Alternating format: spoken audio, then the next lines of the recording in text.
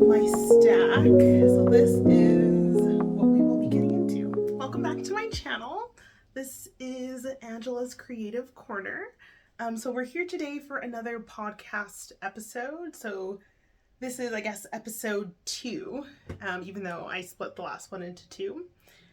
In this episode, I do have quite a lot to talk about again, so this might be another 2-parter, but we'll see. I have 3 finished objects, 2 works in progress, lots of yarn acquisitions, and plans. So we'll see how far I get. I might just do the finished objects and works in progress, and then I might split the acquisitions and plans into a separate video. I want to talk about like the plans that I have that are set in stone, or not set in stone, but plans that I have yarn for that I'm anticipating making.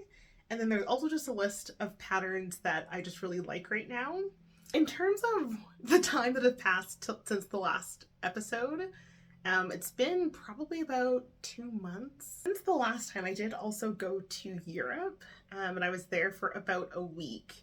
And I went to lots of different yarn shops. I went to Amsterdam and Berlin. I went to, I think, 2 or 3 yarn stores in each city. And I got a bit of yarn, not too much, but I will talk about that later once we get to that. So I'll start with my finished objects. So the first one that I'll talk about, I think I just had swatched for in the last episode. And that would be this here. So this one here is my Cardigan number 9 by My Favorite Things Knitwear. And so this one I had knit previously in a Noro yarn, and so I wanted to have a neutral version. So I talked about hauling this yarn last time. And I think I just have this much left over. So it was pretty good in terms of how much yarn that I got. I have the same yarn in another color, so I'll just read that out here. So it's the Custom Woolen Mills 2-ply. And this one is local Canadian yarn to me. So I'll just try this one on, and then I'll put it on while I talk about it. There we are. So this is the Cardigan number 9. I guess I'll stand up a little bit so you can kind of see what that looks like. In terms of length, I would say it is cropped, like that's my belt buckle. So it does hit, I guess, kind of right at my hips or just above. So that's kind of what the length is like. It's a little bit shorter than my Noro version. So this is quite a, I wouldn't say rustic, but it's like a heavy duty yarn. So this is quite warm. I don't find it itchy at all. It's like fine next to skin. I'm wearing a t-shirt under this right now. It is a top-down cardigan with a saddle shoulder construction. So I think last time I had just knit the saddles, but the way that you work it is that you do the saddles first, and then you pick up and knit the back, and then you pick up and knit the front. And then when you're getting ready to do the sleeves, you slip these stitches back on the needles, and then pick up around the arm so that the shoulder is continuous with the sleeve. You do some rows of double knitting before you get into the collar, and I find that that just helps it sit really nice and kind of like snug. It's not floppy, it doesn't lose its shape, so it looks quite nice, and I do really like the fit. And this will come into play again later when I'm talking about another project. This pattern has a 16 stitch gauge, so it works up quite fast.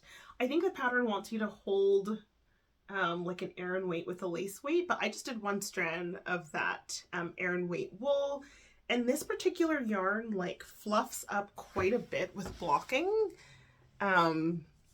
So I definitely didn't find that I needed to hold anything additional with it. In terms of the buttons, I did use the toggle buttons that are shown in the project photos. I was going back and forth on whether I use a yarn that matches the sweater or a yarn that matches the buttons. In my last one, I did use a yarn that matched the sweater, But I find with this one, I think I like the contrast of having the black buttons. It makes it kind of look a little bit more polished. So that is this one. Highly recommend. I think it's going to be a staple. Very pleased with the yarn, pleased with the length, the fit. I'll put on the screen the finished measurements because I think I made it pretty much to spec, the same with my other one. The next finished object is one that had many trials and tribulations if you watched the last episode. I got this Noro yarn when I went on a trip to Japan for my birthday in May, and I was looking for the perfect pattern to utilize it in order to showcase the color variation. I'll just do a close-up there. This is the Noro Silk Garden Sock Solo in the color T82.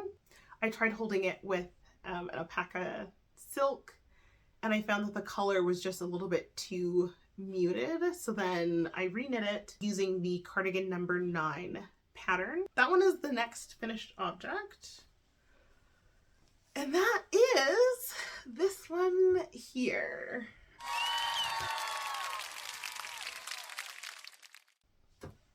But this one I think turned out beautiful. I'm just in love with the color variation and the striping. I didn't find that there was any like pooling at all. The stripes look pretty even. Even though the sleeves are obviously much thinner circumference, the striping looks pretty similar to the rest of the sweater, so it all looks pretty cohesive. All right, so this is her in all her glory. I'll just stand up so you can see here as well. I did knit this one quite cropped, so it comes like just below my belt loop. I wanted to be able to wear it untucked but have it still be cropped. And I find that with this length, it also does go well with any like dress pants and things like that that I have, trousers. This one, like I mentioned, is the sweater number 9 light by My Favorite Things Knitwear. I've knit this one once before, and I did knit it with the like funnel collar to pattern. With this one, I obviously made it quite a bit more cropped than the last version. And also I modified the neckline to have a folded over collar. The neckline did stretch out quite a bit. I shouldn't say quite a bit, but it stretched out and it was kind of looking a little messy, a little floppy compared to how it looked pre-blocking. And I put some elastic thread, I'll put air quotes because I'm not sure if this is like the right type that you're supposed to use. Basically, there's like a local bead shop by me. This is like a side tangent. But I bought some beads to make like necklaces. I bought the elastic kind of thread or string that you're supposed to use to make the necklaces so that you can just like stretch them over your head and they don't need to have a clasp. So I just unraveled some of that and then I used that, I thread that through and tied it. And so it's like quite stretchy, like it's easy for me to get it over my head and then it kind of just snaps back. So I mean, if it works, then it works. I think if I did go ahead with knitting it with the mohair, I would have had regrets in not being able to showcase the full color spectrum. It's surprisingly warmer of a fabric than I was expecting. I did knit this one on I think 4mm needles, and it's just holding one strand with no mohair. So I was expecting this one to be kind of like a more lightweight garment, but this one's actually quite warm to my surprise. I did some sweater surgery. When I first blocked this one, the sleeves were, I would say maybe like to here. And so it was like not terrible, but I noticed that I do like to have a full length sleeve. I just have a tendency to be like grabbing the sleeves and trying to pull them, and I just like my wrist covered. When you're putting in a winter coat, I find if you have sleeves that are too short, they kind of like bunch up and get stuck and then you have to dig to bring them down. But so I do like to have my sleeves kind of pretty much this length where it's like just covering my palm. Honestly, they could even be a little bit longer, but this is a good length. I wanted to lengthen the sleeve, but I had already done this like thick cuff and a tubular bind off, and I wasn't so keen on ripping this back to lengthen and then redo it. Also, this yarn does have some mohair content already spun into it, and I do find that it is a little bit hard to frog. Like as you're trying to frog it, it really wants to stick to itself, so I wasn't sure how that would work out with frogging. I used a lifeline to pick up all the way along a row of stitches, and then I left one row of stitches in between, and then I picked up another lifeline all the way around, so there was like one line of stitches in between, and then I cut the middle like row and unpicked it, so then I had like my sweater with all the stitches on the lifeline, and then lifeline and my cuff separately. I figured because this sweater is so variegated, even if it wasn't seamless when I grafted it together, you probably wouldn't be able to tell. And doing that as a technique to lengthen sleeves is something that I wanted to try anyways, so I figured that this would be the perfect opportunity to do it, rather than trying it for the first time in another fabric that might not be as forgiving. I don't even know if you can see, so I think if you look close, I think this was one, and I honestly don't even know where the other one was, because once I blocked it, it was pretty seamless. I knit about maybe this much, maybe like an inch or so.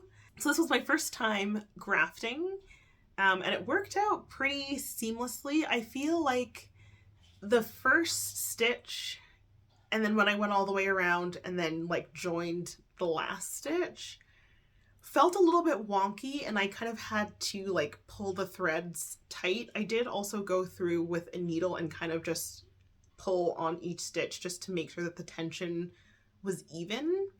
So that was a little bit finicky, I would say. But then once I blocked it, honestly, it completely blocked out.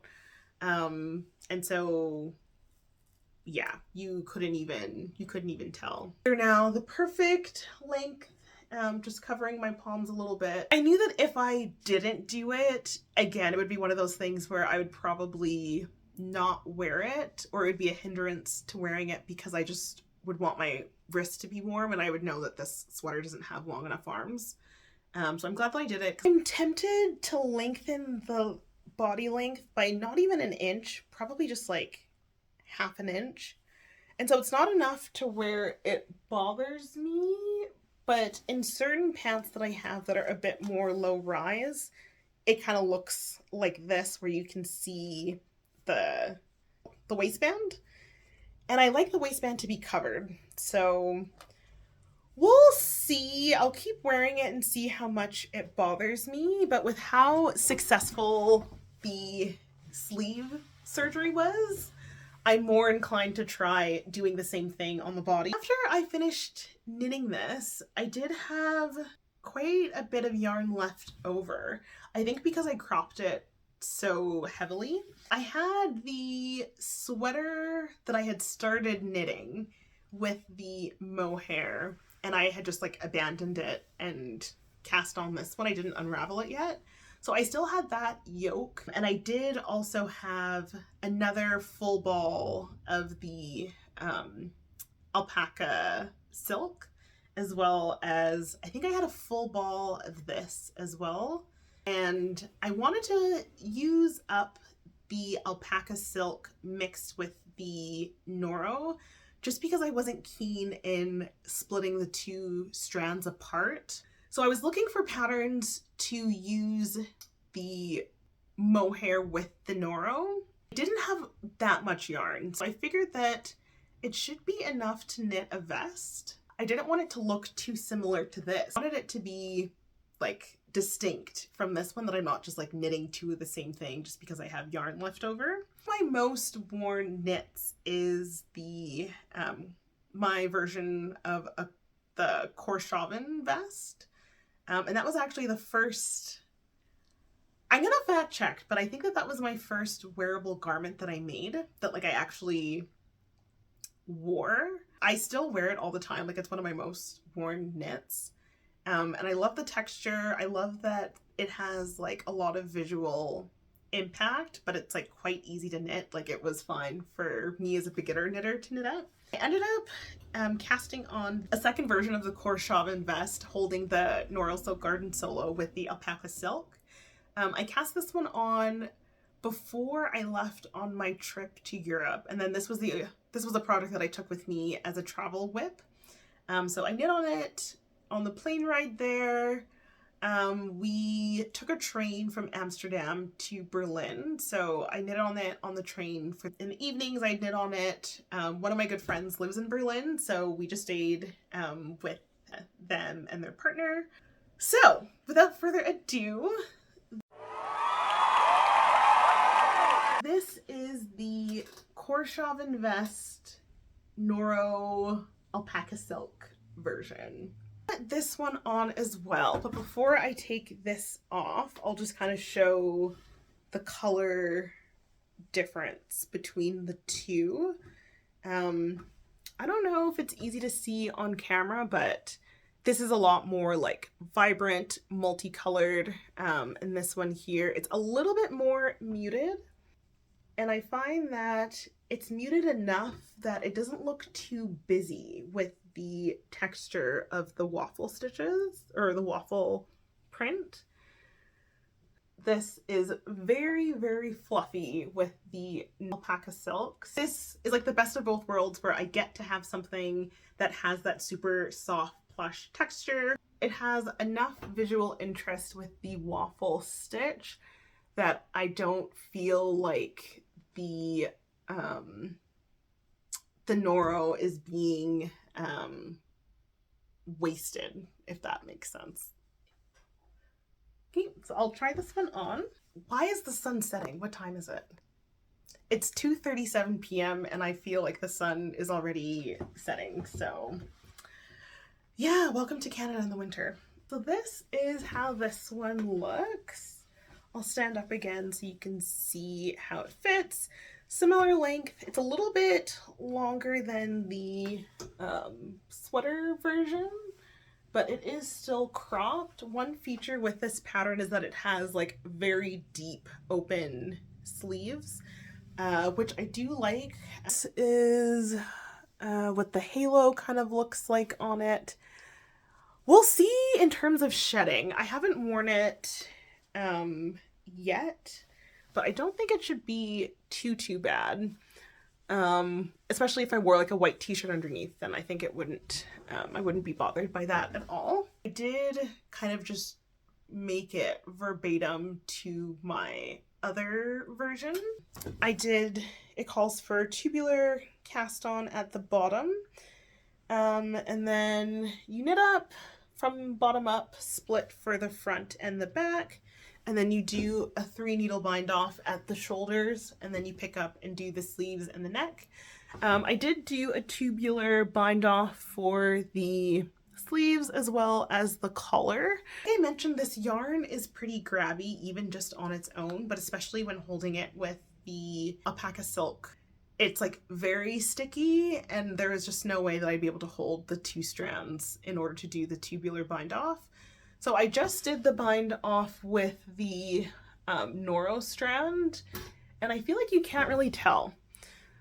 I think it looks just fine. I don't know if it's because I did that bind off, but the neckline is a little, I won't say tight, but it's not as stretchy. Like, it's big enough, but when I stretch it like over my head for a second, it kind of looks like that, where it's like stiff, but then if I like press it down, it just like goes back into shape, and then it looks fine after that. I found a little cake of how much I have left over, but I've been seeing online people making knit scrunchies, and they're so cute, and I do love a scrunchie. There's like a Instagram short from Emma Knits of her making some scrunchies out of like holding 3 strands of mohair together. There's an Instagram page. She's a knitwear designer. It's called Are You Knitting Me? And she does a whole bunch. Both of those that I've come across have inspired me to maybe use that for this. But if you have any other recommendations of what you would do with this much, I'm thinking in the future I might use this for a Colorwork project if I have something where it only has like a Colorwork yoke. I think there's one by Agio Knit that has a kind of argyle pattern around the body. I think that this would be enough yarn to just do that because it just looks like it's like 2 inches of the contrast color along the body. So I might use this for that. I originally wanted to make this into the terrazzo sweater. I'm actually glad that I didn't end up doing that because I don't know if I would have been able to wear that. One is like a full folded over collar, and even with just this vest, like it's quite warm. And I think that having like the holes and then having it be like a very open vest makes it wearable with this fabric. This actually works out perfect that I have this in just a little vest, and then I have the single strand as a full sweater. So takeaway from the finished objects, I would say if you have the inkling that you want to restart something or it's not just perfect, just restart. You'll be so much happier. If I would have made the terrazzo sweater, I might have had one where I didn't love just the plain stockinette and the muted color. It probably would have been too warm and less wearable. And now I have two different enough projects that I can justify having both, and they serve different purposes. And yeah. Also, if you are wanting to lengthen the sleeves of your sweater, you have a sweater where you don't get that much wear out of it because the sleeves are too short, definitely try grafting the sleeve. The hardest part was picking up the stitches and making sure that you are picking up the V's in the right row. So I would say just do it like in the daylight, have good lighting to be able to see, and use a thread in a contrasting color. I think I used like a bright yellow thread to pick this one up. So that's honestly the hardest part. And then you just slip it back on your needles, knit however much you want. And then the grafting was not difficult at all. It's really just picking up the stitches. So if you can pick up stitches, then you can save yourself the time of having to unpick a bind off, unravel, re-knit, redo the ribbing, and redo the bind off. So I would highly recommend it. It's not as scary as I thought it would be, and I will definitely do it again in the future if need be. But that's it for my finished objects. Now we're going to move into works in progress, and I just realized that I have one more that I need to grab. I'll start out with my newest whip. So this is one of the things that this is the one that I cast on as an emergency whip right before I boarded the plane back from Berlin. I think I finished the tubular bind off of the neck while I was after I was past security and while I was waiting to board. And I was gonna have an 8-hour flight with nothing to knit on. So I cast this on. I had been wanting to make some Colorwork mitts, and so I found a free pattern on Ravelry. I'll show here. So this is how much I knit during the flight.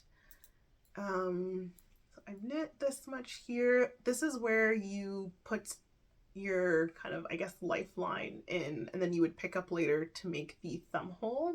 So this pattern is called Mittens for Mimi, and it's a free pattern on Ravelry. I'm knitting it with magic loop. So this is how it's turned out so far. This is a trick that I do whenever I do a cast on, and especially if I'm doing like a tubular cast on like this one. I have a really hard time being able to not twist that first round when you're doing it in the round. So usually what I'll do is I'll cast on and I'll knit maybe like 3 or 4 rows, I guess 4 rows, like back, forth. So 4 rows. I'll just knit it flat, and then it's really apparent to be able to see if you're twisting it because there's like a little bit of something on the needles. versus when I find when it's just that one row you've cast on, it's just kind of like, especially if you're doing tubular cast on, it's really hard to tell if you're twisting it. Too many times I've done a tubular cast on, joined it in the round, and then had it be twisted and then had to do it all over again. So now I just do that, and then later, like, I'll leave a tail and I'll just use it to just seam that up at the bottom, which I did for this one as well. And I think, I mean, maybe that's it where it was. So you can kind of see it, but not enough for it to bother me, and not enough for me to want to go through the trouble of recasting on a cast on multiple times in order to not have it twisted when I join in the round. So if you also watched my last episode, this is from yarn that I had left over from my Johan loop sweater. I think it's working out really nice. I'm using 4.5 millimeter needles, and this is a DK weight yarn. The sizing, it looks like it's gonna be pretty good. I think it'll be snug, but I think that that'll be good for not letting air come through. So I'm about halfway through, and then I'll probably start doing the decreases from here. I'm just following the chart on the pattern. One thing I did omit is that in this pattern, it has kind of like cross motifs here, like a horizontal line on these stems in the middle.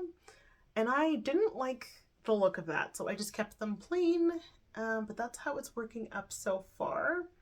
I haven't worked on these at all since I got back. It's been about a week since I got back, and this is kind of just right now like a travel project, so I'll probably work on it some more maybe during the holidays. I'm not in a huge rush to finish these because I want to get through some of my bigger projects first, and then if I ever want to get a boost of finishing a project quickly, then I'll probably go back to this, because in just one session of knitting I knit this much.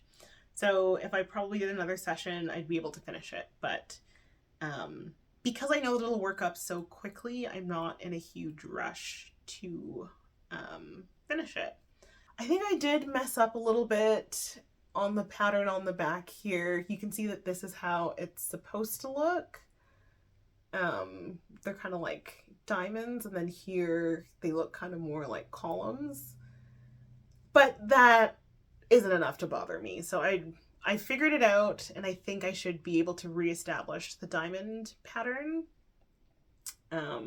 But from far away, I feel like it looks fine. And yeah, so that's my first work in progress. So if you watched my last episode, you'll recall that I was knitting up the spot sweater by Anne Ventzel, and I was a little bit weary about the sizing, and my fears at the time were correct. So I'll show you here. This is what I had worked up so far. I had modified the raglan stitch in order to have kind of like a border line so that all the patterns look like triangles. So I did it in these two yarns. This is the Rowan felted tweed held with the Barocco Lana's Light. The tweed yarn, it's a brown, and then it has speckles of green, blue, orange, like cream colored, so it's multifaceted. And I wanted to make it a colorwork pattern so that it would be double thick and be a little bit more warm, because I didn't feel like holding one strand of that yarn by itself would be warm enough, and that kind of looks cool. Maybe this is a thumbnail. I was wary about the sizing for this one. So in this pattern, the first like I think the first 4 or maybe 5 sizes all cast on the same amount of stitches, and then you just kind of keep increasing farther to extend the size. But if you can tell with how this one looks and where my shoulders are, you can see that this is quite narrow. And then I felt like if I was going to continue in order for it to be the like body circumference and sleeve circumference that I want, the yoke would be like down to here, and I already have a short torso, so it's like, in general, my sweaters aren't going to be that long, but if I have to knit down to here just in order to get the width that I want, then I just wasn't in love with the shape. I'll try this on so that you can see how it was fitting, but this is how it looked here. The neck was sitting quite high at the back because I wasn't really able to pull it down over my shoulders. And I don't know, it just felt like way too tight. Like this just feels super tight. It's like not even close to being the right arm circumference, but it's already getting to the depth that I would maybe think about starting to split for the sleeves soon. But this is like it's not even, there's no way that that would even join together. And the idea of having like tight arms is just really not appealing to me. But I did really like the color and the motif, so I wanted to try to figure it out. So I cut my losses because I was like, there's no point continuing on just to have, it felt like it very, very narrow and long, like I would be wearing a cylinder. I don't know. I felt like my mobility would be restricted. I wouldn't be able to lift my arms. Even, yeah, I think that just showcases it. Like, those are my shoulders, and this is how small it is. I've seen other people's projects, and everyone's looks fine. So I don't know if this is just a me problem. So I did do a gauge swatch for this pattern, and this is to gauge. So in theory, casting on the size that she recommended for my bust circumference, it should have turned out fine. And then on further inspection, when I look at it on her, it does look quite narrow across the shoulders and the chest, and it kind of looks very like restricting. So maybe that was the intentional design of the pattern. Maybe that was just me not noticing that feature when I selected that pattern. But anyway, I decided that I was going to rework the stitches and cast it on again. And so also referencing back to the sweater number 9 light that I've made before, I do like the fit of that. So I took that as a little kind of reference point for how many stitches I like in the front and on the sleeves and in the back. I think that that pattern has a slightly larger gauge compared to this one. I think the sweater number 9 light is a 20 stitch gauge, whereas this one I think is 22. But I figured that that would be kind of like a ballpark, and then maybe I'd have a few more stitches in order for it to be equivalent. Each pattern repeat is 7 stitches, and so I just added multiples of 7 in order to increase the stitch count. I think I added 2 or 3 more repeats on the back and the front, and I added 1 or 2 on the sleeves. Again, I'll have to fact check. I'll write it on the screen here how much I added for the front, the back, and the sleeves. Another thing with this one is it has you work flat back and forth, and then cast on. So you would pretty much start here, you work flat back and forth, forming increases, and that kind of works the neckline, and then you cast on for the bottom of the neck, and then you join it in the round and start working in the round. And I decided that rather than doing that, I would work in the round from the beginning, but work short rows. So I cast on that amount, and then I just slip stitches to start where the pattern has you start. And instead of knitting flat and doing increases, I just knit in the round, and then I would knit an extra stitch and then turn and go back. So I did short rows instead of doing the increases. I hope that makes sense. So I ended up with this, which if you can see is much larger compared to the first version. I don't know. Let's see. So it's like pretty much a full pattern wider than this version. And this here is actually larger. It's larger than the largest size the pattern is written for, because in the pattern, like I said, you just cast on the same amount, and then the different sizes are made by increasing different amounts rather than casting on different amounts for different sizes, which I would think would make the most sense, but what do I know? Okay, so this is what it's looking like so far. So this is the fit here right now. So it's a little bit roomy in the arms, as you can see. The body has some nice positive ease. I definitely don't feel like it's pulling on my shoulders. I feel like it sits really nice along my shoulders. Once I block it, I think that the neckline will open up a little bit more, because it is giving a little bit neck brace, but I think it'll kind of widen out. Also, at this length, I could, if I decided to, fold it over and sew it down. I would sew it down on the inside, but just to kind of show what this looks like. So I might do that, but I kind of like the idea of having a funnel neck collar. So I'm just working on the sleeves right now. I also modified the sleeves. Okay, am I able to show that? Yeah. So I modified so that as I'm doing the arm decreases, I have this line coming down the bottom as well. I've done 2 decreases so far, but that's how it's gonna look. And yeah, I'm really pleased with how the second version is coming out.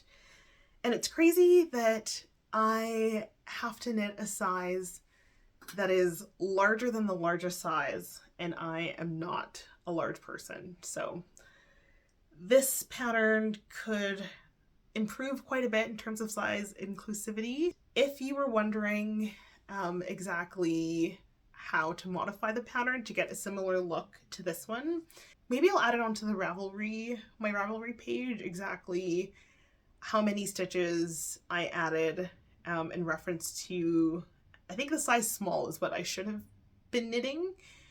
So I'll write down how many more stitches I included, and then from there I followed the same like the same increase ratio, increasing every other row. I couldn't decide what I wanted to do with the length of the body, so that's why I just started knitting the sleeves, because I figured I'll just do the sleeves and then have to worry about the body later. Where it's at right now, it's pretty much to the past the top of my belt band, but I'm wondering if I want to knit a little bit more in the pattern and then just do like 10 rows of ribbing, or I kind of have been playing with the idea of starting the ribbing now and doing like this much ribbing, so like a very thick ribbing at the bottom, and maybe that'll kind of balance out with the thick neck. I've also been toying with the idea of making a split hem on the side. If you see my cardigan or my sweater number 9 light, my first version, I did do a split hem for that. Again, moral of the story is if you think it's not going right, cut your losses and try again, because I am so pleased with this one so far. I do anticipate that it'll kind of stretch out a little bit with blocking, but I figure for this, it's better it be too big than too small. So yeah, that is my first work in progress, or I guess my second after this one. So I'm definitely in my Colorwork era. Okay, so this is my last work in progress. If you watched my 10 cardigan, cabled cardigan knitting patterns video, then you'll have an idea of what this is. And also, if you follow me on Instagram, I've been sharing on my page and on my stories kind of the progress with this one.